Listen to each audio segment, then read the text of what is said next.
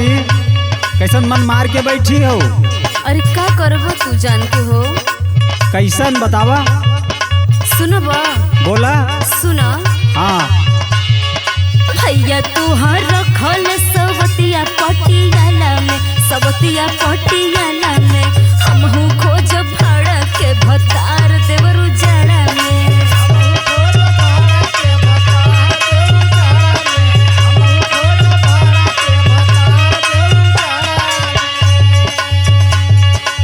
अरे भौजी ऐसे हो, आगे का हो? सुना।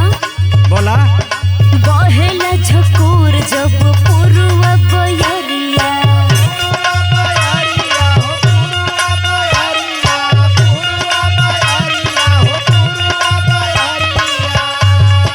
मीठे मीठे टीसे देवरू हमरो कमरिया।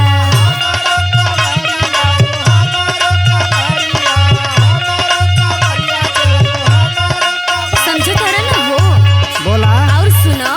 बोला। जाला गड़बड़ाई सरकार ई घोटाला, सरकार ई घोटाला में, हमहू खोज भाड़ा के भतार देवरू जाड़ा में।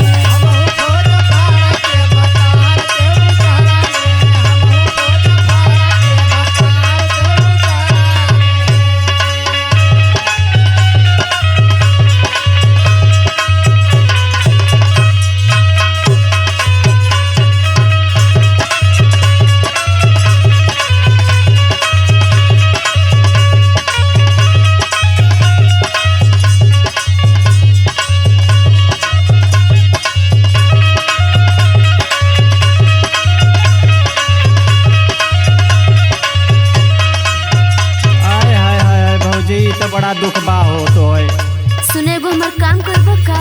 बोला। कुल काम करबो। सुना। बोला। कर कुछ उपाय हमरे सैया के बोलावा।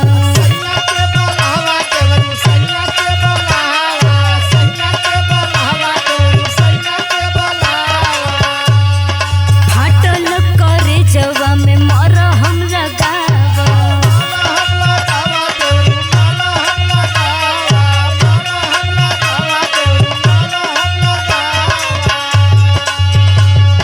बनत नाही कवन जोगाड़ देवरू ढाला में, जोगाड़ देवरू ढाला में, हमहू खोज भाड़ा के भतार देवरू जाड़ा में।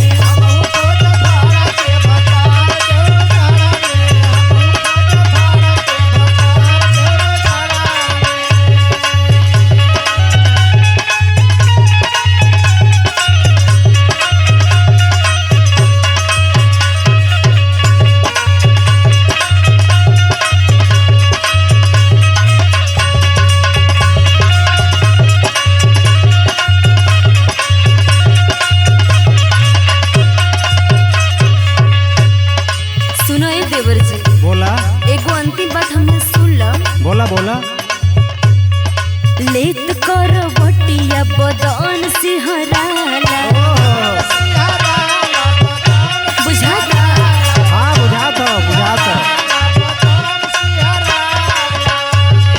धनपत अनिल उनके कुछ न बुझाला।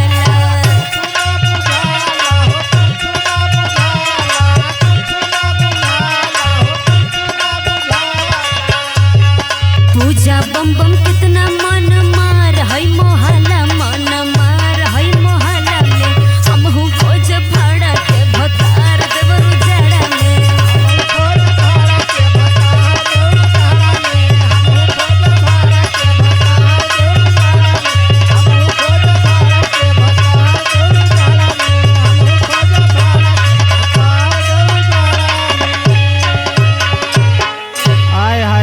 क्या बात भौजी, तो क्या इतनी बड़ी तकलीफ हो? ए देवर जी फोन करके भैया के बुला देना।